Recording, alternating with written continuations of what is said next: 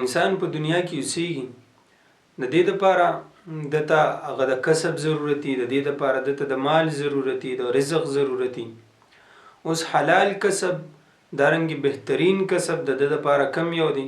اوله خو دا ده چې دی به دا کوشش کوي چې زه دا کم مال ګټم دا زه په کمې طریقې سره ګټم، آیا دا مال ګټلو دا طریقه حلاله ده او که نه صحیح نه ده.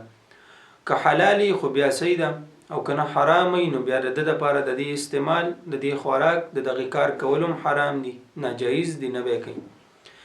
بهترین کسب حلال کسب په حدیث مبارک کې چې کوم راغلی دی په مشکات کې دارنګې په بخاري کې یو حدیث د سیدنا مقداد ابن معدی کرب رضی الله تعالی عنه نه نقل هغه فرمایي چې رسول الله صلی الله علیه وسلم فرمایلی دي چې د خپل لاس د ګټې وټې نه غوره خوراک هیڅوک هم نه کوي. او د الله تعالی پیغمبر یعنی حضرت داود علیه السلام به هم د خپل لاس ګټه خوړله. په خپل لاس سره چې انسان ګټو کی، د خپل لاس په استعمال سره یو انسان ګټو کی، نو یو خدا ده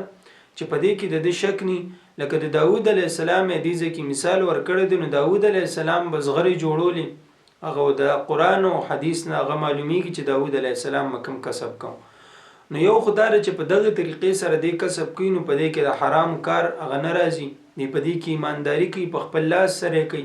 نو دا حلالي.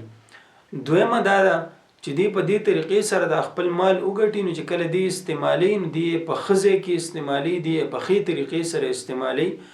او د په خپل مهنت سره ګټلی، نو چې کله دی استعمالي د هغې په عوض کې دته کوم څیز راځي، نو دی هغه په ډېر په شوق سره اخلي، ډېر په مینې سره یې اخلي، او دی ډېر په شوق سره او ډېر په ښې طریقې سره د خپل مال استعمالي. د دې په مقابله کې که بل طرف ته موږ وګورو، نو یو انسان په حرامه طریقه باندې مال ګټلی دی، هغې مال کې د ده دپاره خوشحالي هم ني، د ده دپاره خوند هم ني. بله دا ده چې بس دی په هر ځای کې استعمالي، په هر ځای کې لګوي، ځکه په هغې باندې خو دې ستړی شوي ني، په هغې باندې د ده لاس خپې ستړی شوي ني. چې په کم مال باندې د ده لاس خپې ستړی شو، د په حلاله طریقه سره وګټلي، د هغې خوراک به هم دله خوند ورکوي، د هغې استعمال به هم دله خوند ورکوي. د دې د وجې نه د حدیث مبارک مطابق بهترین چې کم کسب دی، بهترین کم مال دی، هغه د خپل لاس مال دی. بهترین چې کومه ګټه ده هغه د خپل لاس کسب دی، د خپل لاس په طریقه دغه سره په استعمال سره مال ګټل دی.